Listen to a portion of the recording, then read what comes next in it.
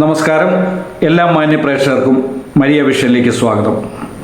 ഇന്നത്തെ നമ്മുടെ അതിഥി കാത്തലിക് നസ്രാണി അസോസിയേഷൻ ചെയർമാനും സാമൂഹ്യ പ്രവർത്തകരുമായ ശ്രീ ഡോക്ടർ MB ജോർജ് അവർകളാണ്. അദ്ദേഹത്തെ വളരെയേറെ സ്നേഹത്തോടെ നമ്മുടെ ഈ ചാനലിലേക്ക് നമുക്ക് സ്വാഗതം ചെയ്യാം.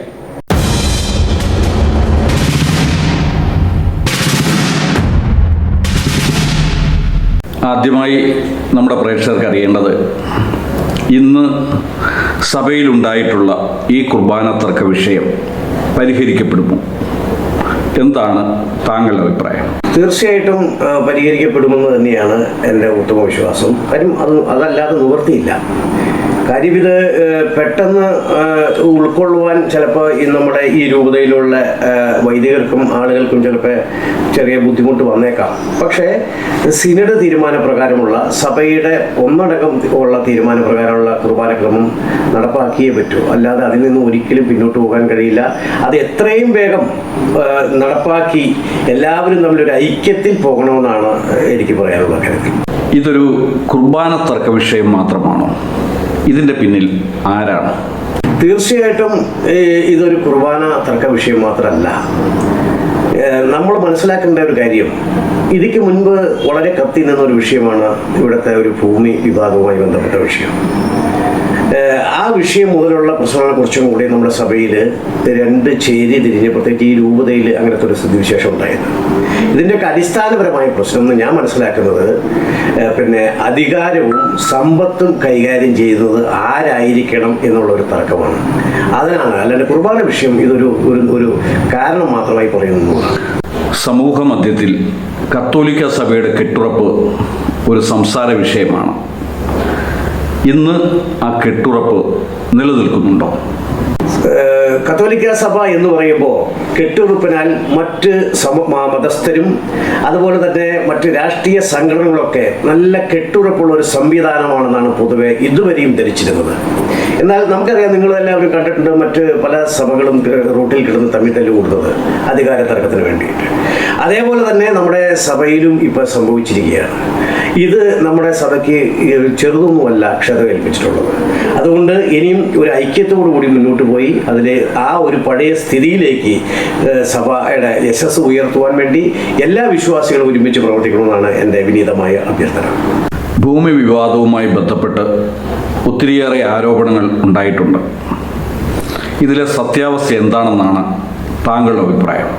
ഭൂമി വിവാദവുമായി ബന്ധപ്പെട്ട് ചില പ്രശ്നങ്ങൾ ഉണ്ടായിട്ടുണ്ടെന്ന് ചില കോണുകളിൽ നിന്നുള്ള സംസാരം വരുന്നുണ്ട്. ഉദാഹരണത്തിന്, ഭൂമി ഇങ്ങനെ അനധികൃതമായി ആളുകൾക്ക് വലിയ ഒരു കച്ചവടം നടത്തുന്നു, ആര് സഭയുടെ ഭൂമി വിറ്റു എന്നുള്ള തർക്കം ഒരു വർഷം പറയുന്നുണ്ട്, മറുപക്ഷം അങ്ങനെ ഇല്ല എന്ന് പറയുന്നുണ്ട്. എന്നിരുന്നാലും സഭയെ സംബന്ധിച്ച് ഒരു ഭൂമി കൈമാറ്റ പ്രക്രിയ നടന്നിട്ടുണ്ട്. ആ പ്രക്രിയ കുറച്ചും കൂടിയും അവധാനതയോടുകൂടിയും സുതാര്യതയോടും കൂടി നമ്മുടെ മേജർ ആർച്ച് ബിഷപ്പായിരുന്ന ആലഞ്ചേരി പിതാവിന് ചെയ്യാമായിരുന്നു എന്ന് തന്നെയാണ് എൻ്റെ വിശ്വാസം. ഇനി അദ്ദേഹത്തിൻ്റെ കൈകൾ, അദ്ദേഹം ഇപ്പോൾ പറയുന്നതും നേരത്തെ പറഞ്ഞുകൊണ്ടിരുന്നതും ഒക്കെ അതിലൂടെ മനസ്സിലാവുന്നത് അദ്ദേഹത്തിൻ്റെ കൈകൾ ശുദ്ധമാണെന്നുള്ളതാണ്. ഞാനും ഏറെക്കുറെ മനസ്സിലാക്കുന്നത് ആ രീതിയിലാണ്. എന്നാൽ ആ കാര്യങ്ങൾ വിശ്വാസ സമൂഹത്തിനോട് തുറന്നു പറയുവാനുള്ള ഒരു ആർജവും നമ്മുടെ പിതാവ്, അതായത് കർദിനാള്, കാണിക്കണമെന്ന് തന്നെയാണ് എൻ്റെ അഭിപ്രായം. മറ്റൊന്ന്, ഈ വ്യാജ രേഖ ചമച്ചു എന്ന് പറയുന്ന ചില വിവാദങ്ങൾ ഇപ്പോൾ നിൽക്കുന്നുണ്ട്. വ്യാജരേഖയാണ് ഈ ഭൂമിയുമായി വിവാദവുമായി ബന്ധപ്പെട്ട് ഉണ്ടായിരുന്നത്. ആ കാര്യങ്ങളൊക്കെ ഒരു അന്വേഷണ വിധേയമാക്കേണ്ടതായിട്ടുണ്ട്. കാര്യം അങ്ങനെ ഉണ്ടെങ്കിൽ അത് ആരാണ് അതിന്റെ പിന്നിലെന്ന് പറയുന്നത്. ഇപ്പൊ തന്നെ നമ്മുടെ സഭയുടെ ഉള്ളിൽ തന്നെ രണ്ട് പിതാക്കന്മാരാണ് ഭൂമി വിവാദത്തിനെ സംബന്ധിച്ച് തെറ്റായ കൃത്രിമമായ രേഖകൾ ഉണ്ടാക്കിയിട്ടുണ്ടെന്ന് പറയുന്ന രണ്ട് പിതാക്കന്മാരാണ്. ഒന്ന് നമ്മുടെ ആൻഡ്രൂസ് താഴത്തെ പിതാവും, മറ്റൊന്ന് നമ്മുടെ മാനന്തവാടി ബിഷപ്പായിട്ടുള്ള ജോസ് പെരുന്നേടം പിതാവും. അപ്പൊ അവര് കൊടുത്തിരിക്കുന്ന മൊഴികൾ ശരിയാണോ തെറ്റാണോ എന്ന് കൂടി നമുക്ക് പരിശോധിക്കപ്പെടേണ്ടതായിട്ടുണ്ട്. ഈ സിനഡിൽ ആലഞ്ചേരി പിതാവിന്റെ ഈ കൃത്രിമമായിട്ട് അത് വ്യാജരേഖ ഉണ്ടാക്കി എന്ന് പറയുന്ന വാദത്തെ സിനഡ് ഒന്നടങ്കം തള്ളുമ്പോൾ മറ്റ് രണ്ട് പിതാക്കന്മാർക്ക് എന്താ അവർ പറഞ്ഞിരിക്കുന്ന മൊഴികളും ഈ സിനഡ് തള്ളുന്നുണ്ടോ, അല്ലെങ്കിൽ ആ കാര്യത്തിൽ അവർ ഉറച്ചു നിൽക്കുന്നുണ്ടോ എന്നുകൂടി വിശ്വാസ സമൂഹത്തിന് അറിയാനുള്ള ഒരു താല്പര്യമുണ്ട്. അത് പിതാവ് വൈകാതെ തന്നെ വെളിവാക്കുമെന്ന് ഞാൻ മനസ്സിലാക്കുന്നത്. വ്യാജരേഖ ഉണ്ടാക്കി എന്ന് കേൾക്കുന്നു. അതിനെപ്പറ്റി എന്താണ് താങ്കളുടെ അഭിപ്രായം? ഇപ്പോൾ പല ആളുകളും കോടതിയിൽ കൊടുത്ത മൊഴിപ്പകർപ്പ് ഇപ്പോൾ പുറത്തു വന്നിട്ടുണ്ട്. അതിൽ നിന്നൊക്കെ മനസ്സിലാകുന്നത് ഒരു വ്യാജരേഖ ഉണ്ടാക്കിയിട്ടുണ്ടെന്ന് തന്നെയാണ് പൊതുവായി നമുക്ക് മനസ്സിലാവുന്നത്. അതിൻ്റെ നിജസ്ഥിതി മനസ്സിലാക്കുവാൻ CBI അന്വേഷണം പോലെയുള്ള അന്വേഷണങ്ങൾക്ക് സഭാ നേതൃത്വം തന്നെ മുൻകൈ എടുക്കണം. ഗവൺമെന്റിൽ അതിനെ സമ്മർദ്ദം ചെലുത്തി CBI അന്വേഷണത്തിന് വിടണമെന്നാണ് പിന്നെ നമുക്ക് പറയാനുള്ളത്. സഭയിലെ സാമ്പത്തിക കാര്യങ്ങൾ സുതാര്യമായിട്ടാണോ മുന്നോട്ട് പോകുന്നത്? സഭ ഇപ്പോൾ നഷ്ടത്തിലാണോ? എന്താണ് താങ്കൾക്ക് പറയാനുള്ളത്? എൻ്റെ വ്യക്തിപരമായ അഭിപ്രായം, സഭയിൽ ഒരു കാരണവശാലും സാമ്പത്തികപരമായി ഒരു ബുദ്ധിമുട്ടിലും നഷ്ടത്തിലും അല്ല സഭ പോകുന്നത്. കത്തോലിക്ക സഭയുടെ, പ്രത്യേകിച്ച് സീറോ മലബാർ സഭയുടെ സ്ഥാപനങ്ങളൊന്നും നഷ്ടത്തിലായെന്ന് നമുക്ക് പറയാൻ കഴിയില്ല. ഒരു കാലഘട്ടത്തിൽ പിന്നെ വളരെ സത്യസന്ധമായ പിന്നെ ചാരിറ്റിയുടെ ഭാഗമായി സഭ മുന്നോട്ട് പോയിരുന്നെങ്കിൽ ഇപ്പോഴും ചാരിറ്റി ഉണ്ട്, പക്ഷെ അതിൻ്റെ ആ ഗ്രാഫ് കുറച്ച് കുറഞ്ഞിട്ടുണ്ടെന്നാണ് ഞാൻ മനസ്സിലാക്കുന്നത്. ഇപ്പോൾ 5 കോടി നമ്മളൊരു സ്ഥാപനത്തിനെ മുടക്കിയാൽ ആ 5 കോടി 5 വർഷം കൊണ്ട് തന്നെ ആ ലാഭം കിട്ടണമെന്ന് ആഗ്രഹിക്കുന്ന ഒരു സ്ഥിതിയിലേക്ക് നമ്മുടെ സഭാ നേതൃത്വവും മറ്റുള്ളവരും പോയിക്കൊണ്ടിരിക്കുന്നു എന്നുള്ളതാണ്. അതൊരു കത്തോലിക്ക സിസ്റ്റത്തിൽ ഉതരുന്ന ഒരു കാര്യമല്ല, അല്ലെങ്കിൽ നമ്മുടെ ആരാധന ക്രമത്തിനെ സംബന്ധിക്കുന്ന രീതിയിലൊന്നുമല്ല. എന്ന് വെച്ചാൽ നമ്മുടെ ക്രിസ്തു കാണിച്ചത് മാർഗത്തിൽ അല്ല. അതുകൊണ്ട് അതിൽ നിന്ന് കുറച്ചുകൂടി മാറി ചിന്തിക്കണം. സഭ നേരായ മാർഗത്തിലേക്ക് വരണം. സഭ ഒരു കാരണവശാലും നഷ്ടത്തിലല്ല. നമ്മുടെ ഒരു സ്ഥാപനങ്ങളും നഷ്ടത്തിലാണെന്ന് പറയാൻ കഴിയില്ല. വൈദികരിൽ ആത്മീയത കുറഞ്ഞു പോകുന്നുവെന്ന് പല വേദികളിലും താങ്കൾ പറയുന്നതായി കേട്ടിട്ടുണ്ട്. അങ്ങനെ പറയാനുണ്ടായ സാഹചര്യം എന്താണ്? തീർച്ചയായിട്ടും നമുക്ക് എല്ലാവർക്കും അറിയാം, നമ്മുടെയൊക്കെ ചെറുപ്പത്തിൽ വൈദികർ വരുമ്പോൾ നമ്മുടെ കാരണവന്മാർ 7 കിലോമീറ്റർ അകലെ വരുമ്പോൾ തന്നെ കൈകൂപ്പി ഈശോമിശിഹായ്ക്കും സ്തുതിയായിരിക്കും എന്ന് പറയും. ആ ഒരു വ്യക്തി കേട്ട കാരണം നമുക്ക് പറയും നമ്മുടെ കാരണവന്മാരായിട്ട് ആ ഒരു സിസ്റ്റം ഉണ്ടായിരുന്നു. അങ്ങനെ പള്ളി പണിയാനും കപ്പേള പണിയാനും നടന്ന വൈദികരെയൊക്കെ നമ്മൾ വലിയ ബഹുമതിയോടുകൂടി കാണുകയാണ്. പക്ഷെ ഇന്നത്തെ പുതിയ തലമുറ ചെറുപ്പക്കാരെ ഈ മേഖലയിലേക്ക് കടന്നു വരുന്നത് അവർ ഈ ആധ്യാത്മികതയുടെ ഒരു അവസ്ഥ അവർക്ക് ഇല്ല എന്ന് തന്നെയാണ് എൻ്റെ വിശ്വാസം. പൂർണ്ണമായിട്ടും ഇല്ലയെന്ന് ഞാൻ പറയുന്നില്ല, എല്ലാവരും അല്ല, കുറച്ച് ആളുകളിൽ പോലും. അപ്പോൾ അവർ ഇതിനകത്തുനിന്ന് വലിയ സുഖ സൗകര്യങ്ങൾ അനുഭവിക്കുവാൻ വേണ്ടി വരുന്നു. കഞ്ഞി കുടിക്കാൻ ഗതിയില്ലാത്ത നിർധനരായ കുടുംബങ്ങളിൽ വന്ന പലരും ഇന്ന് ഈ കോർപ്പറേറ്റ് മാനേജർമാരെ, കമ്പനികളിലെ CEOമാരെ പോലെ അല്ലെങ്കിൽ മാനേജർമാരെ പോലെ പെരുമാറുകയാണ്. സഭയുടെ സ്ഥാപനങ്ങൾ അവരുടെ സ്വത്തുക്കൾ കൈകാര്യം ചെയ്യുന്ന കാര്യത്തിൽ മാത്രം അവർ ശ്രദ്ധിക്കുന്നു. ആധ്യാത്മികതയുടെ അംശം അവർ അഴിച്ചു വെച്ചിരിക്കുകയാണെന്നാണ് എനിക്ക് മനസ്സിലാവുന്ന കാര്യം.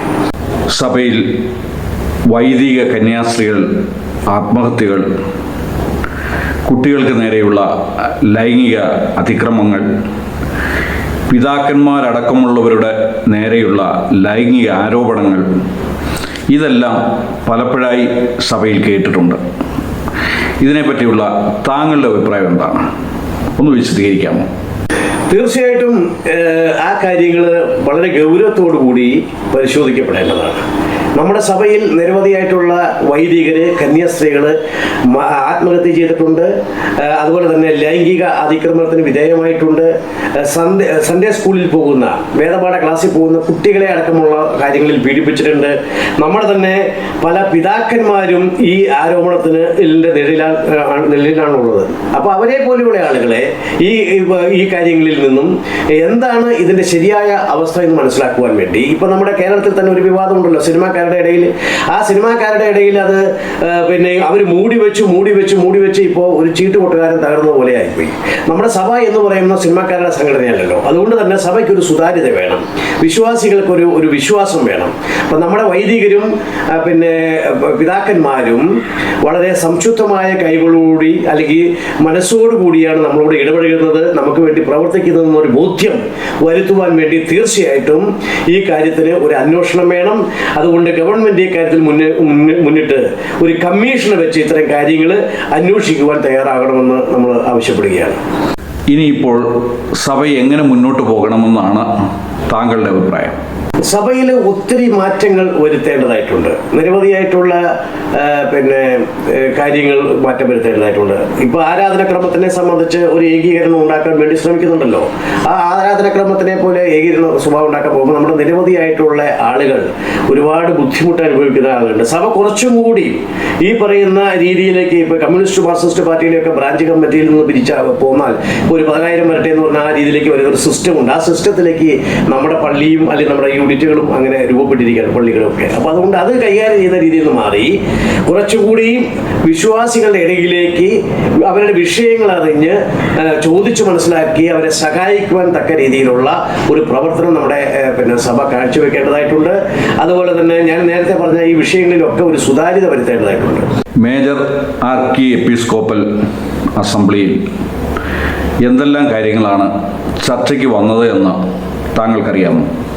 അതിൽ ഞാൻ മനസ്സിലാക്കുന്നത് മേജർ ആർക്കി എപ്പിസ്കോപ്പൽ അസംബ്ലിയിൽ ചർച്ച ചെയ്യപ്പെടുമെന്ന് ഞാൻ പ്രതീക്ഷിച്ച നിരവധിയായിട്ടുള്ള കാര്യങ്ങളുണ്ട്. അതൊന്നും അവിടെ പരാമർശിക്കപ്പെട്ടതായിട്ട് ഞാൻ അറിയില്ല. എന്തൊക്കെയോ കാര്യങ്ങൾ അവർ ചർച്ച ചെയ്തു പോയി. ഇപ്പോൾ ഈ പറയുന്ന വിഷയങ്ങളൊക്കെ ഞാൻ നേരത്തെ പറഞ്ഞ വിഷയങ്ങളിൽ പലതും അവിടെ പരാമർശിക്കപ്പെടേണ്ടതായിരുന്നു. പക്ഷെ നിർഭാഗ്യവശാൽ അത് വന്നില്ല എന്നാണ് അതിൽ പങ്കെടുത്ത ആളുകളിൽ നിന്നും ഞാൻ മനസ്സിലാക്കിയിട്ടുള്ളത്. ഒന്ന്, നമുക്കറിയാം നമ്മുടെ ക്രൈസ്തവർ നേരിടുന്ന നിരവധിയായിട്ടുള്ള പ്രശ്നങ്ങളുണ്ട്. അതിലൊന്നും ഞാൻ വാക്കമിട്ട് പറയാം. ഒന്ന്, നമ്മുടെ തിരുവനന്തപുരത്തിൻ്റെ അമ്പൂരി മുതൽ കിഴക്കൻ മേഖലയിൽ മലയോര മേഖലയിൽ കുടിയേറ്റ കർഷകർ എന്ന് പറഞ്ഞാൽ ഏറ്റവും ഭൂരിപക്ഷം നമ്മുടെ ക്രൈസ്തവരാണുള്ളത്. ആ ക്രൈസ്തവരായിട്ടുള്ള ആളുകളുടെ കൃഷി സ്ഥലങ്ങളിലൊക്കെ മൃഗങ്ങളെ ആക്രമിക്കുന്നവർക്ക് പ്രശ്നങ്ങളുണ്ട്. ആ കാടും മേടും വെട്ടിത്തെളിച്ച് 100-150 കൊല്ലമായിട്ട് കൃഷി ചെയ്ത് ജീവിക്കുന്നത് ഇത്തരത്തെ ഒരവസ്ഥ ബുദ്ധിമുട്ടുണ്ട്. അതിനൊക്കെ എന്തെങ്കിലും ഒരു പരിഹാര മാർഗം ഉണ്ടാക്കുവാൻ വേണ്ടി സഭ ആ കാര്യത്തിൽ ശ്രദ്ധിക്കുന്നുണ്ടോ? ചർച്ച ചെയ്യപ്പെടേണ്ട വിഷയമാണ്. ഒന്ന്. രണ്ടാമത്, നമ്മുടെ സഭയിൽ തന്നെ നിരവധിയായിട്ടുള്ള ഏതാണ്ട് 2 ലക്ഷത്തിൽ പരം, ഞാൻ മനസ്സിലാക്കുന്നത് 2 ലക്ഷത്തിൽ പരം അവിവാഹിതരായിട്ടുള്ള ആളുകളുണ്ട്. അവരുടെ പ്രശ്നം എങ്ങനെ പരിഹരിക്കാൻ പറ്റുമെന്ന് ഈ എപ്പിസ്കോപ്പൽ അസംബ്ലി ചർച്ച ചെയ്തിട്ടുണ്ടോ? അതുപോലെ തന്നെ നമ്മുടെ സഭയുടെ അകത്ത് ഉള്ള വൃദ്ധരായിട്ടുള്ള മക്കളൊക്കെ വിദേശത്തേക്ക് പോകുന്നു. വൃദ്ധരായ ആളുകൾ ഒറ്റപ്പെട്ട് കഴിയുന്നുണ്ട്. അവർ ചില ആതുരാലയങ്ങളിൽ അഭയം പ്രാപിച്ചുകൊണ്ടിരിക്കുന്നു. ആ സ്ഥിതി, അതിനൊരു പരിഹാര മാർഗം ഉണ്ടാക്കാൻ വേണ്ടി നമുക്ക് എവിടെ സഭയ്ക്ക് എന്തെങ്കിലും കണ്ടെത്താൻ കഴിഞ്ഞിട്ടുണ്ടോ? അല്ലെങ്കിൽ ഒരു പരിഹാര മാർഗം നിർദ്ദേശിക്കാൻ കഴിഞ്ഞിട്ടുണ്ടോ? നിർധനരായ നിരവധി പെൺകുട്ടികൾ നേഴ്സിങ്ങിനും മറ്റു ജോലികൾക്കും നമ്മുടെ സഭയിലെ ആളുകൾ, കുട്ടികൾ പോകുന്നുണ്ട്, പഠിക്കാൻ നിവൃത്തിയില്ലാത്തവരുണ്ട്. അവരെ സഹായിക്കാൻ വേണ്ടത്ര രീതിയിൽ സഹായിക്കാൻ നമ്മുടെ സഭയ്ക്ക് കഴിഞ്ഞിട്ടുണ്ടോ? നമ്മുടെ സ്ഥാപനങ്ങളിൽ ആ കുട്ടികൾക്ക് ഒരു ജോലി കൊടുക്കാൻ ആത്മാർത്ഥമായിട്ട് നമ്മുടെ സഭാ നേതൃത്വം ശ്രദ്ധിച്ചിട്ടുണ്ടോ? അതേപോലെ തന്നെ ഈ പറയുന്ന പുതിയ മാറ്റത്തിന്റെ ഒരു ഭാഗമായിട്ട് വേറെ ചില കാര്യങ്ങളും കൂടി ഇതിനകത്ത് പറയാം. നമ്മുടെ സഭയിൽ തന്നെ ഇപ്പൊ നുഴഞ്ഞുകയറ്റങ്ങൾ നടക്കുന്നുണ്ട്. ഇപ്പൊ നമുക്കറിയാം, നമ്മുടെ മറ്റു ലോകമെമ്പാടും നോക്കുമ്പോൾ ക്രൈസ്തവരെ ഉപദ്രവിക്കുവാൻ വേണ്ടി വിവിധ രീതിയിലുള്ള കടന്നുകയറ്റങ്ങളുണ്ട്. ആ കാര്യത്തിൽ ഇപ്പൊ നമുക്കറിയാം, മൂവാറ്റുപുഴയിൽ നിർമ്മല കോളേജിലുണ്ടായത്, പൈങ്ങോട്ടൂരുണ്ടായത്, കൈവിട്ട് കേസിലുണ്ടായത്, അങ്ങനെ ഈരാറ്റുപേട്ടയിലുണ്ടായത്, ഇത്രയും വിഷയങ്ങളൊക്കെ പറ്റി സഭ എത്ര കണ്ട് ചർച്ച ചെയ്തിട്ടുണ്ട്. അതിലൊക്കെ എന്ത് മുൻകരുതലെടുത്തിട്ടുണ്ട്. ഇത്രയും കാര്യങ്ങളൊക്കെ നമ്മുടെ സഭാ നേതൃത്വം ഈ മേജർ ആർക്കി എപ്പിസ്കോപ്പൽ അസംബ്ലിയിൽ ചർച്ച ചെയ്യും എന്നാണ് ഞാൻ പ്രതീക്ഷിച്ചിരുന്നത്. നിർഭാഗ്യവശാൽ അത് ഉണ്ടായില്ല എന്നുള്ളതാണ് ഞാൻ മനസ്സിലാക്കുന്നത്. ക്രൈസ്തവ സഭകളുടെ മൊത്തത്തിലുള്ള ഇന്നത്തെ അവസ്ഥ ഒന്ന് വിശദീകരിക്കാമോ? ക്രൈസ്തവ സഭകൾ എന്ന് പറയുന്നത് ക്രിസ്തുവിൻ്റെ മാർഗത്തെ കണ്ടുകൊണ്ട് പ്രവർത്തിക്കുന്ന സഭകളാണ്. ഇന്നിപ്പോൾ നിങ്ങൾ പല സഭകളെയും കാണുമ്പോൾ, ഞാൻ ആരെയും കൊച്ചാക്കി പറയുകയാണെന്ന് തെറ്റിദ്ധരിക്കരുത്. ഇപ്പോൾ പല പിതാക്കന്മാരൊക്കെ നടക്കുന്നത് കാണുമ്പോൾ, പല തിരുവേനിമാരടക്കമുള്ള ആളുകൾ നടക്കുന്നത് കാണുമ്പോൾ ഇറ്റാലിയൻ പ്രഭുവിൻ്റെ വേഷമാണ്. 25 പവൻ്റെ മാലമേ, 35 പവൻ്റെ ലോക്കറ്റൂട്ട് പറഞ്ഞ മാതിരി നടക്കുകയാണ്. ക്രിസ്തുവിൻ്റെ പ്രതിരൂപങ്ങളായിട്ട് പ്രവർത്തിക്കേണ്ടവരാണ് അങ്ങനെ നടക്കുന്നതെന്ന് മനസ്സിലാക്കണം. അതുകൊണ്ട് തന്നെ ഈ കാര്യങ്ങളൊക്കെ വിടിഞ്ഞുകൊണ്ട് പൂർണ്ണമായും ക്രിസ്തു മാർഗത്തിലേക്ക് വന്നുകൊണ്ട് ഈ സഭകളെല്ലാം ഒരുമിച്ച്, അതൊരു കോമൺ മിനിമം പരിപാടി എന്നുള്ള നിലയ്ക്ക് ഒരുമിച്ച് ക്രൈസ്തവർ ലോകത്തും നമ്മുടെ രാജ്യത്തും നേരിടുന്ന പ്രശ്നങ്ങളിൽ ഒരുമിച്ച് നിന്ന് പ്രവർത്തിക്കുവാനുള്ള ഒരു സ്ഥിതിവിശേഷം ഉണ്ടാകണമെന്ന് തന്നെയാണ് എൻ്റെ അഭിപ്രായം.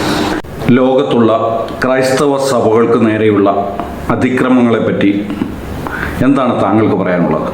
തീർച്ചയായിട്ടും ഞാൻ പേരെടുത്ത് പറയുന്നില്ല, പക്ഷെ എന്നിരുന്നാലും പറയാതെ നിവൃത്തിയില്ല. ലോകത്ത് ഒന്നാം സ്ഥാനത്ത് നിൽക്കുന്ന ക്രൈസ്തവരെ മറികടന്ന് അവരുടെ ഒരു രാജ്യം അല്ലെങ്കിൽ ഒരു ലോകം സൃഷ്ടിക്കുവാൻ വേണ്ടി ഒരു വിഭാഗം ആക്രമണങ്ങൾ അടിച്ചുവിടുകയാണ്. നമ്മൾ അത് കണ്ടില്ല എന്ന് നടിക്കാൻ പറ്റില്ല. ലോകത്ത് നടന്നുകൊണ്ടിരിക്കുകയാണ്. ക്രൈസ്തവരെ ഉന്നം വെച്ചുകൊണ്ടാണ് കാര്യങ്ങൾ മുന്നോട്ട് പോയിക്കൊണ്ടിരിക്കുന്നത്. അതേപോലെ തന്നെ നമ്മുടെ രാജ്യത്ത് ഇപ്പോൾ ഇവിടെ ഞാൻ RSS എന്ന് പറയുന്ന ഒരു സംഘടന നമ്മളെ കാര്യം എടുത്തു പറയാമെന്ന് ഓർത്തില്ല. RSS ഒന്നും ക്രൈസ്തവർക്കെതിരല്ല, അല്ലെങ്കിൽ മറ്റുള്ള ഇതൊന്നും നമ്മളെതിരല്ല. പക്ഷേ ഈ ഹിന്ദു സമുദായത്തിൽ തന്നെ ചില സംഘടനകൾ, നമ്മുടെ നോർത്ത് ഇന്ത്യയിലൊക്കെ പോയ ചില സന്യാസി വര്യന്മാരുടെ നേതൃത്വത്തിലുള്ള സംഘടനകൾ, അവരെല്ലാവരും കൂടി നമ്മുടെ മിഷണറി പ്രവർത്തനം നടത്തുന്ന ക്രൈസ്തവരായിട്ടുള്ള ആളുകളെ ഉപദ്രവിക്കുന്നുണ്ട്, നമ്മുടെ പള്ളികളെ ആക്രമിക്കുന്നുണ്ട്. ഇത്തരം കാര്യങ്ങളൊക്കെ കൃത്യമായും വളരെ വ്യക്തമായും നമ്മുടെ രാജ്യത്തിൻ്റെ പ്രധാനമന്ത്രിയുടെ അടുത്തോ അല്ലെങ്കിൽ സെൻട്രൽ ഗവൺമെൻറ്റിൻ്റെ അടുത്തോ ശ്രദ്ധയിൽ കൊണ്ടുവരാൻ കഴിയണം. ലോകത്ത് ഈ പറയുന്ന ഞാൻ പറഞ്ഞല്ലോ, ഒരു വിഭാഗം അവരുടെ രാജ്യം വരുത്താൻ വേണ്ടിയിട്ട് ക്രൈസ്തവരെ കൊന്നൊടുക്കുന്ന സ്ഥിതിയുണ്ട്. അതിൽ നിന്നും അവർ മോചിതരാകണം, അല്ലെങ്കിൽ അവരത് പിന്തിരിയണം. ക്രിസ്തുവിൻ്റെ മാർഗം അക്രമത്തിൻ്റെ പാതയല്ല എന്നുള്ളതാണ് നമുക്ക് എല്ലാവർക്കും അറിയാവുന്ന കാര്യം. ഇന്ത്യയിൽ ക്രൈസ്തവർ നേരിടുന്ന വെല്ലുവിളികൾ എന്തെല്ലാമാണ്? ഇന്ത്യയിൽ ക്രൈസ്തവരെ നിരവധിയായിട്ടുള്ള പ്രശ്നങ്ങളിൽ ഇപ്പോൾ നമുക്കറിയാം. നമ്മുടെ ഞാൻ നേരത്തെ പറഞ്ഞ ഭാഗം തന്നെയാണ്. ഒരു വിഭാഗം ആളുകൾ നമ്മളെ ഉന്നമിടുന്നുണ്ട്. അതിൽ ഇവർ സീറോ മലബാർ സഭ എന്ന് പറഞ്ഞ ലോക ആഗോള കത്തോലിക്ക സഭയുടെ ഭാഗമായി 3-ാം സ്ഥാനത്തോ 4-ാം സ്ഥാനത്തോ നിൽക്കുന്ന സഭ എന്നുള്ള നിലയ്ക്ക് ആ സഭയുടെ വളർച്ച ഇപ്പോൾ 56 രാജ്യങ്ങളിലൂടെ നമ്മുടെ സഭ വളർന്നുകൊണ്ടിരിക്കുകയാണ്. ആ വളർച്ചയെ തകർക്കുവാൻ വേണ്ടിയിട്ട് ഞാൻ നേരത്തെ പറഞ്ഞ ഭീകര സംഘടനകൾ ഇതിനകത്ത് നുഴഞ്ഞു കയറി ഇതിനെ തകർക്കുവാൻ വേണ്ടി ശ്രമിക്കുന്നുണ്ട്. അതോടൊപ്പം തന്നെ ഈ പറയുന്ന ഹിന്ദു തീവ്രവാദികൾ നമ്മുടെ ഈ പറയുന്ന നോർത്ത് ഇന്ത്യയിലൊക്കെ പ്രവർത്തിക്കുന്ന വൈദികരായിട്ടുള്ള സന്യസ്തരായിട്ടുള്ള ആളുകളെ ഉപദ്രവിക്കുന്നുണ്ട്, നമ്മുടെ പള്ളികളെ ആക്രമിക്കുന്നുണ്ട്. അതൊരു വെല്ലുവിളി തന്നെയാണ്. അതോടൊപ്പം തന്നെ നമുക്ക് മതിയായ ഒരു സംരക്ഷണം, ന്യൂനപക്ഷ സംരക്ഷണം മറ്റ് ന്യൂനപക്ഷങ്ങളെ അപേക്ഷിച്ച് നമ്മുടെ സഭയ്ക്ക് കിട്ടുന്നുണ്ടോ, ക്രൈസ്തവർക്ക് കിട്ടുന്നുണ്ടോ എന്നുള്ളതും പരിശോധിക്കപ്പെടേണ്ട വിഷയങ്ങളാണ്. ലവ് ജിഹാദിനെ പറ്റി താങ്കളുടെ അഭിപ്രായം എന്താണ്? ലവ് ജിഹാദ് എന്ന് പറയുന്നത് ഒരു വിഭാഗം ആളുകൾ വളരെ കരുതിക്കൂട്ടി ചെയ്യുന്ന ഒരു പ്രക്രിയയായിട്ടാണ് നമുക്ക് മനസ്സിലാക്കാൻ കഴിയുന്നത്. ചില ആളുകൾ ഞാൻ പറഞ്ഞല്ലോ, ഇപ്പം ഇതൊക്കെ അവരുടെ ബോധപൂർവമായ ഒരു നീക്കമാണ്. അങ്ങനെ ഒന്നും ഉണ്ട് എന്ന് തന്നെയാണ് എൻ്റെ അഭിപ്രായം. അതിൽ നമ്മുടെ വിദ്യാർത്ഥികൾ, പ്രത്യേകിച്ച് യുവാക്കൾ, ഇതിനകത്ത് വന്ന് വീഴാതിരിക്കാൻ വേണ്ടി നമുക്കറിയാം ചില പിതാക്കന്മാർ തന്നെ അത് സൂചിപ്പിച്ചിട്ടുണ്ട്. അവരുടെ അന്വേഷണത്തിൽ കണ്ടെത്തിയ കാര്യം തന്നെയാണ്. അതുകൊണ്ട് അങ്ങനെയൊന്നും ഉണ്ട്. അതുകൊണ്ട് ആ കാര്യത്തിലൊക്കെ നമ്മുടെ കുട്ടികൾ അതിനകത്ത് പെടാതിരിക്കട്ടെ എന്നാണ് ഞാൻ ആഗ്രഹിക്കുന്നത്. അതിനുവേണ്ടി പ്രാർത്ഥിക്കുകയും ചെയ്യുന്നു. കുർബാന തർക്കം ഈ രൂപതയിൽ മാത്രം ഉണ്ടാകാനുണ്ടായ സാഹചര്യം എന്താണെന്നാണ് താങ്കളുടെ അഭിപ്രായം? കുർബാന തർക്ക വിഷയം ഈ രൂപതയിൽ ഉണ്ടാവാനുള്ള പ്രധാനപ്പെട്ട വിഷയമായിട്ട് ഞാൻ കാണുന്നത് ഈ കുർബാന വിഷയം തന്നെ അല്ല എന്നുള്ളതാണ്.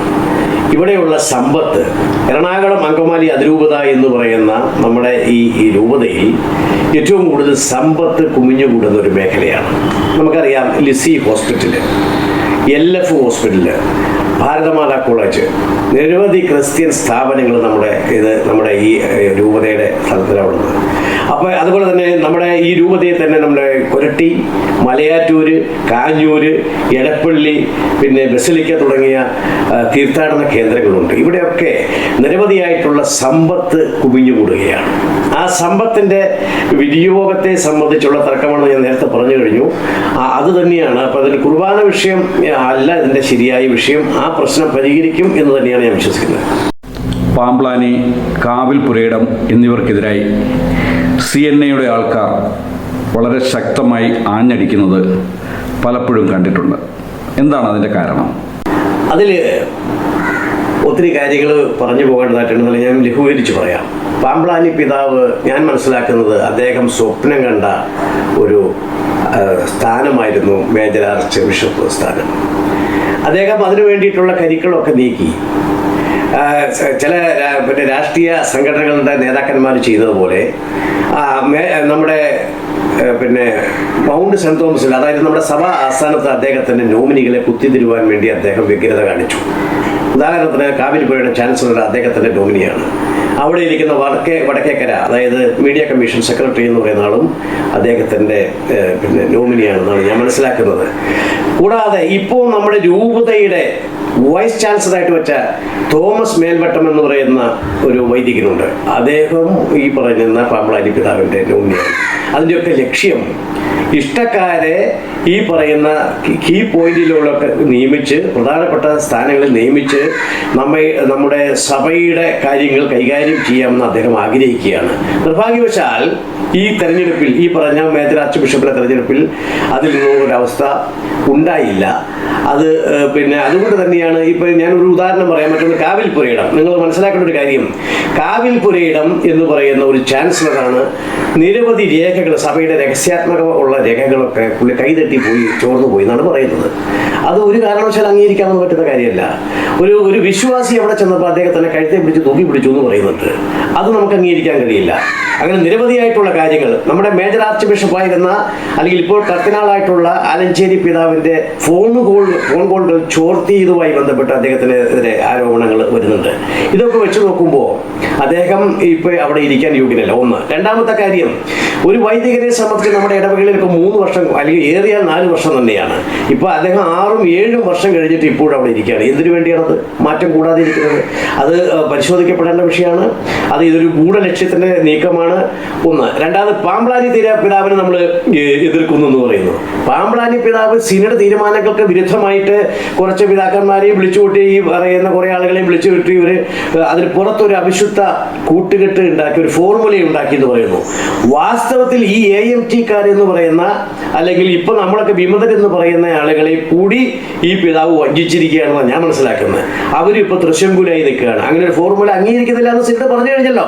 അപ്പൊ അന്നത്തെ പ്രശ്നങ്ങളെ അതിജീവിക്കുവാൻ വേണ്ടി പിന്നെ വളരെ കരുതി കൂട്ടിയ ഒരു നീക്കമാണ് അത്. എൻ്റെ അഭിപ്രായത്തിൽ മേജർ ആർച്ച് ബിഷപ്പും അറിഞ്ഞിട്ടുള്ള ഒരു നീക്കം ആയിരുന്നു എന്ന് തന്നെയാണ് ഞാൻ മനസ്സിലാക്കുന്നത്. സഭയോടൊപ്പം എന്ന് പറയുന്ന സംഘടനകൾ ഇന്ന് വിഘടിച്ച് പല തട്ടുകളിലായിട്ടാണ് നിൽക്കുന്നത്. എന്നാൽ മറുപക്ഷം വളരെ ശക്തമായി ഒറ്റക്കെട്ടായിട്ട് നിൽക്കുന്നു. എന്താണ് ഇതിൻ്റെ കാരണം? അത് വേറെ സിമ്പിൾ കാര്യം.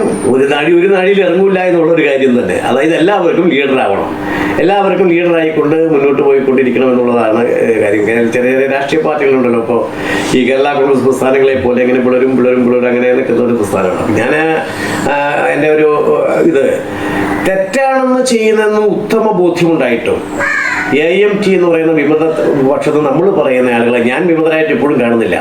അവർ ഒറ്റക്കെട്ടായിട്ട് നിൽക്കുകയാണ്. എന്നാൽ സഭയോടൊപ്പം നിൽക്കുന്നു, മാർപ്പാപ്പയെ സ്നേഹിക്കുന്നു, സിനഡിനെ സ്നേഹിക്കുന്നു എന്ന് പറയുന്ന ആളുകൾ 4-5 ഗ്രൂപ്പുകളായിട്ട് ശിഥിലീകരിച്ച് നിൽക്കുന്നു. അത് ശരിയല്ല എന്നും അവരെല്ലാവരും ഒരു പ്ലാറ്റ്ഫോമിൽ വരേണ്ടതാണ് എന്നും, സംഘടനകൾ വേണമെങ്കിൽ സംഘടനകളായിട്ട് നിന്നാൽ പോലും ഒരു കോമൺ മിനിമം പരിപാടി എന്നുള്ളത് ഒരുമിച്ച് നിൽക്കേണ്ടതാണെന്നുള്ള എൻ്റെ അഭിപ്രായം. തന്നെയല്ല, ഈ പറയുന്ന ഈ കുർബാന ക്രമം നടപ്പാക്കുകയും സഭയിൽ ഒരു ശുദ്ധീകരണം വരികയും ചെയ്തതോടുകൂടി ഈ പറയുന്ന AMT എന്നോ പിന്നെ CNA എന്നൊരു വാദമില്ല. പിന്നെ അതൊക്കെ എല്ലാം ഒന്ന് തന്നെയായിട്ട് പോകും. എല്ലാവരും നമ്മുടെ സഭയുടെ മക്കളാണ്, സഭയുടെ ആളുകളാണ്, ഒരുമിച്ച് പോകേണ്ടവർ തന്നെയാണ്. മാർപ്പാപ്പയിലുള്ള നിങ്ങളുടെ പ്രതീക്ഷ? തീർച്ചയായിട്ടും ലോകാരാധ്യനായിട്ടുള്ള, ലോകം അംഗീകരിക്കുന്ന, മറ്റ് മതമേലധ്യക്ഷന്മാർ അംഗീകരിക്കുന്ന, ബഹുമാനിക്കുന്ന, നമുക്കറിയാം G7 കഴിഞ്ഞ നാളുകളിൽ, ഏതാനും നാളുകൾക്ക് മുമ്പ് കൂടി G7 ഉച്ചകോടിയിൽ അദ്ദേഹത്തിന് വരുമ്പോൾ രാഷ്ട്രത്തലവന്മാർ എണീറ്റ് നിന്ന് സ്വീകരിക്കുന്ന രംഗം കാണുമ്പോൾ ഒരു ക്രൈസ്തവനെ സംബന്ധിച്ച് രോമാഞ്ചം ഉണ്ടാകില്ലേ? അത്രയും ബഹുമാന്യനായ മാർപ്പാപ്പയിൽ ആണ് ഈ പറയുന്ന ഏറ്റവും വലിയൊരു ജനവിഭാഗം, ഈ ലോകത്തുള്ള ജനവിഭാഗം പ്രതീക്ഷ അർപ്പിച്ചിരിക്കുന്നത്. നമുക്കറിയാം മാർപ്പാപ്പയുടെ സ്റ്റേറ്റ്മെന്റുകൾ എല്ലാം ഏതൊരു ആൾക്കും ഉൾക്കൊള്ളാവുന്നതും അംഗീകരിക്കാവുന്ന ഒരു കാര്യമാണ്. അങ്ങനെയുള്ള ആ മാർപ്പാപ്പയുടെ ഒരു വാക്കുകളെ, അദ്ദേഹത്തിന്റെ സന്ദേശങ്ങളെ ഈ നിസാര, നമ്മുടെ സിറോ മലബാർ സഭയുടെ ഒരു നിസാര രൂപതയിൽ അത് വളച്ചൊടിച്ച് തെറ്റായി വ്യാഖ്യാനിച്ചു എന്നുള്ളത് വളരെ വിഷമം തോന്നിച്ച ഒരു കാര്യം തന്നെയാണ്. മാർപ്പാപ്പ എന്ന് പറയുന്ന ലോകാരാധ്യനായിട്ടുള്ള ആളാണ്. കത്തോലിക്ക സഭ എന്ന് പറയുന്ന മാർപ്പാപ്പയുടെ കീഴിൽ നിൽക്കുമ്പോൾ, അതുകൊണ്ട് ഇതിനകത്ത് പുറത്തു പോയാൽ, ഈ സഭയ്ക്ക് വിട്ട് മാർപ്പാപ്പേനെ വിട്ട് പുറത്തു പോയാൽ ഒന്നുമല്ല. അതുകൊണ്ട് കത്തോലിക്കർ എന്ന് പറയുന്ന മാർപ്പാപ്പേനെ അംഗീകരിച്ച് നിൽക്കുന്നവരാണ്, അങ്ങനെ ആഗ്രഹിക്കുന്നവരാണ്. അല്ലാത്ത ആളുകൾ ഒരിക്കലും അങ്ങനെ ഒരു സാഹചര്യത്തിൽ നമ്മുടെ ആളുകൾ ആരും അങ്ങനെ ചെയ്യില്ല. മാർപ്പാപ്പയിലാണ് ഞങ്ങളുടെ പ്രതീക്ഷ, വിശ്വാസം. ആർച്ച് ബിഷപ്പിലുള്ള നിങ്ങളുടെ പ്രതീക്ഷ എന്താണ്?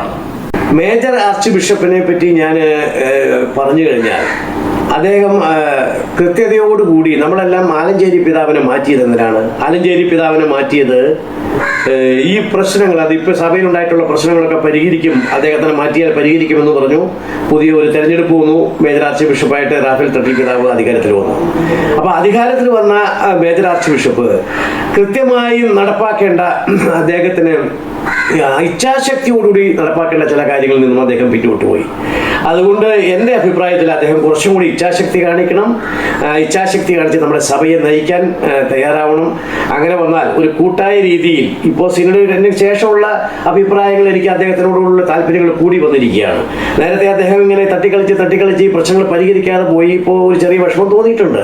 പലപ്പോഴും നമ്മൾ പല പ്രസംഗത്തിലും അദ്ദേഹത്തെ പരാമർശിച്ചിട്ടുണ്ട്. എന്നാൽ ഈ സിനഡിന് ശേഷം അദ്ദേഹം എടുത്ത നിലപാടുകൾ, അതായത് ജൂൺ 9 സർക്കുലർ നിലനിൽക്കുന്നു, കുർബാന വിഷയം അത് അങ്ങനെ തന്നെ പോകുമെന്നും പറഞ്ഞു. അത് ഒന്ന്. രണ്ടാമത്തെ കാര്യം, അദ്ദേഹത്തിന് വീണ്ടും ഞാനൊരു ഇത് പറയാൻ കാരണം, നമ്മൾ ചില ബിഷപ്പന്മാര്, വിയോജനക്കുറിപ്പ് എഴുതിയ ബിഷപ്പന്മാര് നമ്മളെ സഭയെ ഹൈജാക്ക് ചെയ്യാൻ ശ്രമിക്കുന്ന കുറേ ബിഷപ്പന്മാരെ പറ്റി ടാർഗറ്റ് ചെയ്ത് പറഞ്ഞു. അവരെ ആരെയും ഈ പറയുന്ന പുതിയ സിനഡിൽ അല്ലെങ്കിൽ സിനഡ് പ്രകാരമുള്ള കൂടിയതിൽ നിന്ന് അവരെയൊന്നും ഒരു കമ്മിറ്റിയിൽ ഉൾപ്പെടുത്തിയില്ല എന്നുള്ളത് പിന്നെ മേജർ ആർച്ച് ബിഷപ്പിൻ്റെ ഒരു ഇച്ഛാശക്തിയായിട്ട് തന്നെ ഞാൻ കാണുകയാണ്. ഈ സിനഡിൽ ആർച്ച് ബിഷപ്പായി തിരഞ്ഞെടുക്കപ്പെട്ടു വന്ന തറയിൽ പിതാവിന് വേണ്ടത്ര പ്രാധാന്യം ലഭിച്ചുവെന്ന് പറയപ്പെടുന്നു. ഇത് ശരിയാണോ? നിങ്ങളിത് അംഗീകരിക്കുന്നുണ്ടോ? തീർച്ചയായിട്ടും അംഗീകരിക്കുകയാണ്. തറയിൽ പിതാവ് അദ്ദേഹത്തിൻ്റെ പരാമർശങ്ങളും പ്രസംഗങ്ങളും അദ്ദേഹത്തിൻ്റെ കാഴ്ചപ്പാടുകളൊക്കെ നമ്മൾ വലിയ പ്രതീക്ഷയോടുകൂടിയാണ് കാണുന്നത്. കാര്യം അദ്ദേഹം നമ്മുടെ ക്രൈസ്തവർക്ക്, പ്രത്യേകിച്ച് സീറോ മലബാർ സഭ വിശ്വാസികളുടെ മക്കൾക്ക് വരെയും ഉണ്ടാകാൻ പോകുന്ന പ്രശ്നങ്ങളെ അദ്ദേഹം മുൻകൂട്ടി കണ്ടുകൊണ്ട് അത് നമ്മുടെ വിശ്വാസികളെ ധരിപ്പിക്കുന്ന ഒരു സ്ഥിതിവിശേഷം നമ്മൾ കണ്ടു. അതുകൊണ്ട് തന്നെ അദ്ദേഹത്തിൽ നമുക്ക് ഏറെ പ്രതീക്ഷയുണ്ട്. എൻ്റെയൊക്കെ ഒരു അഭിപ്രായത്തിൽ അദ്ദേഹത്തിനെ പോലുള്ള ആളുകളായിരിക്കും ഇനിയും ഈ പറയുന്ന മേജർ ആർച്ച് ബിഷപ്പായിട്ട് ഈ തട്ടിൽ പിതാവ് വിരമിക്കുന്ന വേളയിൽ അദ്ദേഹത്തിനെ പോലുള്ള ആളുകൾക്ക് അവസരം ഉണ്ടാകട്ടെ എന്നാണ് എൻ്റെ ഒരു പ്രതീക്ഷ. ഞങ്ങളെല്ലാവരും വലിയ പ്രതീക്ഷയോടെയാണ്. പുള്ളി ഒരു ചെറുപ്പക്കാരനാണ്, കൃത്യമായി എല്ലാ കാര്യങ്ങളും പഠിക്കുന്നയാളാണ്. അതുകൊണ്ട് അദ്ദേഹത്തിനെ പോലുള്ള ആളുകൾ നേതൃസ്ഥാനത്തേക്ക് വന്നതിൽ വളരെ അഭിമാനം തോന്നുകയാണ്. CNA പറ്റിയും താങ്കളുടെ വരവിനെ പറ്റിയും സഭ അനുകൂല സംഘടനകളുടെ ചില കോണുകളിൽ നിന്ന് ചില എതിരഭിപ്രായങ്ങൾ കേൾക്കുന്നുണ്ട്. അതേപ്പറ്റി എന്താണ് താങ്കൾക്ക് പറയാനുള്ളത്? അത് ചില അസൂയയുടെ ഭാഗമായിട്ട് ചിലർ പറയുന്ന കാര്യമാണ്. ഞാൻ നേരത്തെ പറഞ്ഞിട്ടുള്ളതാണ് പലപ്പോഴും. ഞാനൊക്കെ ഈ സഭാ പ്രശ്നങ്ങളിൽ കൂടുതൽ ഇടപെടാതെ മാറി നിന്ന ഒരാളാണ്. പ്രത്യേകിച്ച് ഈ സഭയിലെ കാര്യങ്ങളിലും ഒന്നും ഞാൻ ഗൗരവമായിട്ട് ഇങ്ങനെ ഇടപെട്ടയാളല്ല. പള്ളിയിലും കൃത്യമായിട്ട് ഞാൻ എല്ലാ ദിവസവും പള്ളിയിൽ പോകുന്ന ഒരാളായിരുന്നില്ല. പക്ഷേ ഈ സഭയിൽ ഉണ്ടായിട്ടുള്ള ഈ വിഷയങ്ങളെ കണ്ട് സഹികെട്ടതുകൊണ്ട് ഞാൻ എൻ്റെ ഇടവകയിൽ വരികയും അവിടെ നിന്ന് നമ്മളെ തിരഞ്ഞെടുക്കുകയും വീണ്ടും ഞാൻ ഫെറോനയിൽ വരികയും അവിടെ നിന്നും വീണ്ടും എന്നെ തിരഞ്ഞെടുക്കുകയും അങ്ങനെ തിരഞ്ഞെടുത്ത് വന്നതാണ് ഞാനിപ്പോൾ ഈ പറയുന്ന ഒരു സ്ഥിതിയിലേക്ക്, സംഘടനയുടെ ഇതിലേക്ക് വന്നിട്ടുള്ളത്. അതിനുശേഷം നമ്മളൊരു സംഘടന രൂപീകരിച്ചു. നിരവധി സംഘടനകൾ നേരത്തെ ഉണ്ടായിരുന്നു, അവർ ഉയർത്തിയ വാദങ്ങളൊക്കെ ഉണ്ടായിരുന്നു. എന്നാൽ ഇപ്പോൾ ഈ പറയുന്ന ഈ ചില ആളുകൾ ചില കോളുകളിൽ നിന്ന് നമ്മളെ എതിർക്കുന്നതിൻ്റെ കാര്യം, CNA എന്ന് പറയുന്ന സംഘടനകൾ ഏതാണ്ട് 5-6 മാസങ്ങൾക്ക് മുമ്പ് ഉണ്ടായ ഒരു സംഘടനയാണ്. മുൻപ് ഉണ്ടായിരുന്ന ആളുകളെ അപേക്ഷിച്ച് നമുക്ക് കുറച്ചും കൂടിയും സംഘടനാപരമായി മുന്നോട്ട് പോകാൻ കഴിഞ്ഞിട്ടുണ്ട്. നമ്മൾ ഉയർത്തിയ വാദങ്ങളും നമ്മൾ നടത്തിയ സമര പരിപാടികളും വെറൈറ്റി ആയിരുന്നു, വ്യത്യസ്തതയുള്ളതായിരുന്നു. അത് വിശ്വാസികൾ ഉൾക്കൊണ്ടിട്ടുണ്ട്. അതിനാൽ ചില ആളുകൾക്ക് ഈ പറയുന്ന ഈ മുട്ടയിൽ വെച്ച് വാർത്ത എഴുതി കൊടുക്കുന്ന കുറേ ആളുകളുണ്ട്. അവിടെ നടത്തി ഇവിടെ നടത്തി. നമ്മളങ്ങനെയല്ല. 5 പേരുള്ളെങ്കിൽ 5 പേര്, 10 പേരുള്ളെങ്കിൽ 10 പേര് വെച്ച് പരിപാടി നടത്തിയതിന് ശേഷം വിശ്വാസികൾ നമ്മൾ അറിയിച്ചിട്ടുണ്ട്. നമ്മൾ ഉയർത്തിയ വാദത്തിൽ നിന്ന് 1 ഇഞ്ച് നമ്മൾ പോയിട്ടില്ല, പിന്നോട്ട് പോയിട്ടില്ല, പോകുകയുമില്ല. അപ്പോൾ അതുകൊണ്ടുള്ള ഒരു ചെറിയ അസൂയയാണ് ഈ പറയുന്ന ഏതാണ്ട് ചില ആളുകൾ. ലീഡേഴ്സ്, വിശ്വാസികൾക്ക് പ്രശ്നമില്ല. ലീഡേഴ്സ് പെട്ടെന്ന് വന്നവൻ പെട്ടെന്ന് മുകളിൽ വന്നു എന്നൊക്കെ പറഞ്ഞ് ഇങ്ങനെ ഒരു പൊതിക്കറിവ് പറയാന്ന് പറയുന്ന നാടൻ ഭാഷയെ പറഞ്ഞാൽ അങ്ങനെയാണ് അതിന് നമ്മൾ കണ്ടിട്ടുള്ളത്. CNAയുടെ പ്രവർത്തനങ്ങൾ ഈ അതിരൂപതയിൽ മാത്രമാണോ ഉദ്ദേശിക്കുന്നത്? ഒരിക്കലുമല്ല എന്ന് പറയാൻ കാരണം CNA ലക്ഷ്യമിടുന്നത് ഇപ്പോൾ ഈ കുർബാന വിഷയം മാത്രമല്ല. ഞാൻ നേരത്തെ പരാമർശിച്ചിട്ടുള്ള നിരവധി കാര്യങ്ങളുണ്ട്, ക്രൈസ്തവരെ ബാധിക്കുന്ന നിരവധിയായിട്ടുള്ള കാര്യങ്ങളുണ്ട്. ആ പ്രശ്നങ്ങളിലേക്കൊക്കെ CNA ഇറങ്ങിച്ചെല്ലാൻ പോവുകയാണ്. മറ്റ് 35 രൂപതകളിലും വേരോട്ടം ഉണ്ടാക്കുവാനുള്ള ഒരു ശ്രമത്തിലാണ് ഇപ്പോൾ നമ്മൾ പ്രയത്നിച്ചുകൊണ്ടിരിക്കുന്നത്. അതുകൊണ്ട് ഈ നമ്മുടെ പ്രവർത്തനങ്ങൾ പിന്നെ അങ്ങോട്ട് മുന്നോട്ട് തന്നെയാണ് പോകുന്നത്. ഒരിക്കലും ഈ രൂപതയിൽ ഒതുക്കി നിർത്താൻ വേണ്ടി ഉദ്ദേശിക്കുന്നില്ല. ഏകീകൃത കുർബാന വേണമെന്ന് താങ്കളടക്കമുള്ള സഭാ അനുകൂല സംഘടനകൾ വാദിക്കുന്നു. എന്താണ് ഏകീകൃതം? അതേപ്പറ്റി ഒന്ന് വിശദീകരിക്കാമോ? ഏകീകൃതം എന്ന് പറഞ്ഞാൽ സിമ്പിളായിട്ട് പറഞ്ഞാൽ ഒരേ രീതിയിലുള്ള ആരാധനക്രമം ഉണ്ടാകണമെന്നാണല്ലോ. ഏകീകൃതം ഒരേ രൂപത്തിലുള്ളതായിരിക്കണം എന്നുള്ളതാണ്. അപ്പോൾ അത് നമ്മുടെ സീറോ മലബാർ സഭയുടെ 35 രൂപതകളിൽ 34 രൂപതകളിലും ഏകീകൃത രൂപം ഉണ്ടെന്നാണ് പൊതുവെ പറയപ്പെടുന്നത്. ഈ മറ്റേ നമ്മുടെ ഈ രൂപതയിൽ മാത്രമാണ് കുറച്ച് വിയോജനം പറഞ്ഞിട്ടുള്ളത്. അതിലൊരു ഭൂരിപക്ഷം ആളുകളില്ല, ഒരു ചെറിയ ന്യൂനപക്ഷം മാത്രമേ അതിനെ എതിർക്കുന്നുള്ളൂ. അപ്പോൾ അതുകൊണ്ട് ഈ മറ്റ് 34 രൂപതകളിലെ പോലെ കുർബാനക്രമം ഒരുമിച്ച് വരണം എന്നുള്ളതാണ് സഭാ സിനഡ് തീരുമാനിച്ചത്. അത് വരണമെന്നാണ് നമ്മളും പറഞ്ഞുകൊണ്ടിരിക്കുന്നത്. ഒന്ന്. രണ്ടാമത്തെ കാര്യം, ആരൊക്കെയോ പറഞ്ഞിട്ടുണ്ട് പല രീതിയിലും പല രൂപതകളിലും ഏകീകൃത രൂപം ഇല്ല എന്ന് പറയുന്നുണ്ട്. ആ ഏകീകൃത രൂപം ഇല്ല എന്ന് പറയുമ്പോൾ അത് അങ്ങനെ ഉള്ള ഒരു സാഹചര്യം ഉണ്ടോയെന്ന് ഞാനത് കൃത്യമായി പഠിച്ചിട്ടില്ല. പക്ഷെ ഉണ്ടെങ്കിൽ തീർച്ചയായിട്ടും അത് ആ ഏകീകൃത രൂപം തന്നെ ഉണ്ടാവണം. അല്ലെങ്കിൽ പിന്നെ അത് ശരിയല്ലല്ലോ. അങ്ങനെ ആദ്യം നമ്മുടെ മന്ത് മറച്ചു വെച്ചിട്ട് മറ്റൊരു മന്ദനെ കുറ്റം പറയുന്നതിൽ അർത്ഥമില്ല. അപ്പോൾ അതുകൊണ്ട് അങ്ങനെ ഇല്ലാത്ത ഏതെങ്കിലും രൂപതകളിലോ ഉണ്ടെങ്കിൽ അത് പരിശോധിക്കപ്പെടേണ്ട വിഷയം തന്നെയാണ്. അപ്പോൾ ആ ഏകീകൃത നമ്മളെ സംബന്ധിച്ച് നമ്മുടെ തക്സയിൽ പറഞ്ഞിരിക്കുന്നത് പോലെ കുർബാനക്രമം എല്ലാ സ്ഥലത്തും ഒരേ രീതിയിലായിരിക്കണം. ഒന്ന്. രണ്ടാമത്തെ കാര്യം, ഒരു ബലിവസ്തു നമ്മുടെ ബലിപീഠത്തിൽ വെക്കുന്നതിൻ്റെ പൊസിഷൻ പോലും മാറാൻ പാടില്ല എന്നാണ് ഞാൻ മനസ്സിലാക്കിയിട്ടുള്ളതും നമ്മുടെ സഭാപിതാക്കന്മാരും വൈദികരും നമ്മളെ പഠിപ്പിച്ചിട്ടുള്ളതും. അതുകൊണ്ട് തന്നെ ഒരു രീതിയിലുള്ള ചേഞ്ചസ് മറ്റ് ഓരോ രൂപതകൾക്കും ഓരോ രീതി ആവാൻ പാടില്ല, ഒറ്റ രീതി തന്നെ ആവണമെന്നാണ് എൻ്റെ വ്യക്തിപരമായ അഭിപ്രായം. താങ്കളെ എല്ലാവരും ഡോക്ടർ MB ജോർജ് എന്ന് വിളിക്കുന്നു. എന്താണ് ഈ ഡോക്ടർ? ഡോക്ടർ എന്ന് പറയാൻ എനിക്കൊരു ഡോക്ടറേറ്റ് ഉള്ള ആളാണ്. ഡോക്ടർ എന്തിലാണ്? അതെനിക്ക് സോഷ്യൽ സർവീസിൽ ഡോക്ടറേറ്റ് ഉണ്ട്.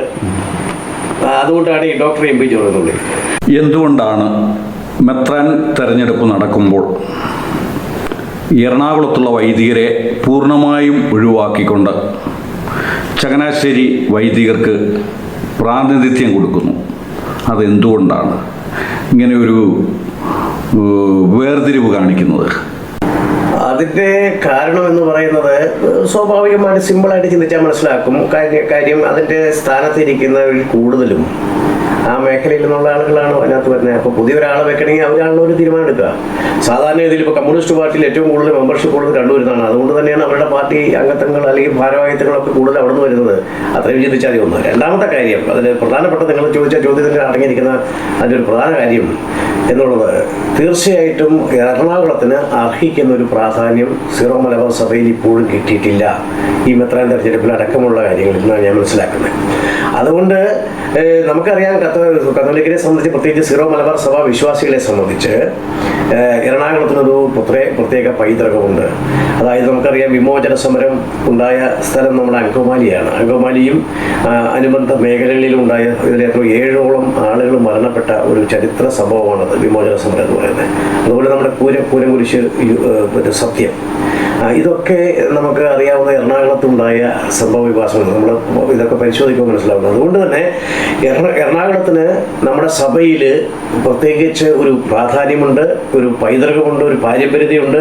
അതുകൊണ്ട് അർഹിക്കുന്ന ഒരു പ്രാധാന്യം മെത്രാൻ തെരഞ്ഞെടുപ്പിലും അതുപോലെ അനുബന്ധ മേഖലകളിലും അർഹിക്കുന്ന ഒരു പ്രാതിനിധ്യം സിനഡിൽ കുറഞ്ഞു പോയിട്ടുണ്ട്. നിർഭാഗ്യവശാൽ അത് നമ്മൾ സഭാ നേതൃത്വം പരിശോധിക്കപ്പെടേണ്ട വിഷയമാണ്. അർഹിക്കുന്ന ഒരു പ്രാധാന്യം ആ കാര്യത്തിൽ സഭാ നേതൃത്വം അതിൽ ഇനിയും അത് ഒഴിവാക്കിക്കൂടാ എന്ന് തന്നെയാണ് കാത്തലിക് നസ്രാണി അസോസിയേഷന് പറയാനുള്ളത്. ഇത്രയും നേരം ഒത്തിരിയേറെ കാര്യങ്ങൾ പറഞ്ഞു തന്ന ശ്രീ ഡോക്ടർ MB ജോർജ് അവർക്ക് മരിയ വിഷൻ്റെ എല്ലാവിധ നന്ദിയും കടപ്പാടും അറിയിക്കുന്നു. നന്ദി, നമസ്കാരം. Okay, thank you.